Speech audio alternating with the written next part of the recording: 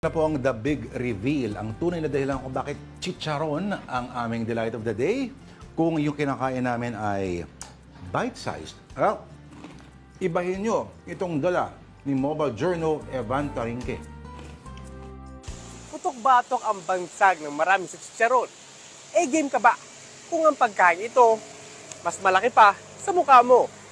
Napapahinto at napapatitig ang mga tao pag napadaan sa cart na ito sa Malabon. Ang bubungad kasi ay ang mga naglalaki ang mga chicharon na binibenta ni Mang Rodel. Mahina raw kasi ang benta ng ordinary chicharon. Kaya naman, umisip siya ng gimmick para siya ay dungogin. At mission success naman siya dahil kada araw na siya ay nagbibenta, nakakaubos daw siya ng 50 pieces ng giant chicharon. Di ba, pag nagtitinda ka, kailangan meron kang mapansinin ka. Unang-una, marami ko napapasaya, lalo na pag nagagawa ako ng malaking-malaki talaga. Maabot sa 3 araw ang preparasyon para sa paggawa ng mga chicharon na ito para siguradong malutong at masarap.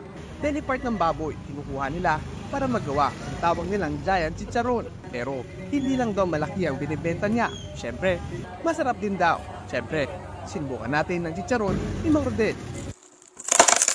Salty, may crispiness pa rin. Yung difference lang talaga ay yung size. Tingnan niyo naman.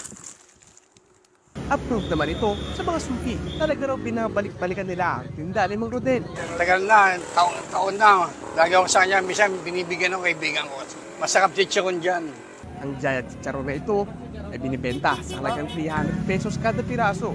Pero kung namamahalan ka, meron namang mga regular size chicharon na mabibili mo sa 75 pesos kada balot.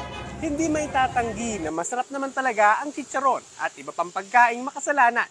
Pero syempre, hinay-hinay lang po dahil lahat ng sobra ay masama. Mobile Journal, Evan Tarinque po hatid ang mukha ng balita.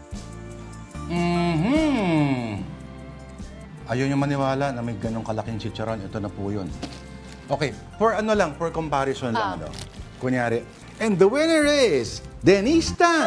Ganyan kalaki. At kamo, marami pa siya pwedeng gawin. Oo, kung nakulangan ka sa outfit, pwedeng Tube. tube. No? Tapos, Kung sa taekwondo, pwede siyang armor. correct. Diba? Ang tawag doon. Kung, ay, umulan, wala ka nalang payong. Silong ka muna. Ganyan, no?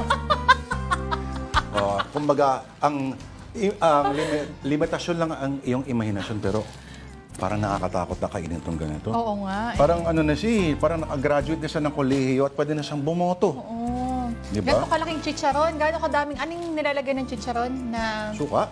No, yung Yung lomi or lugaw. parang isang bathtub ng lomi siguro, Correct. lugaw, no? Parang gusto mong mag-apologize sa Ay, kanya. monggo daw. Sorry ha, pero masarap ka eh. Dito pa rin. So, ikaw na to. Sige. Akin na lang. At dahil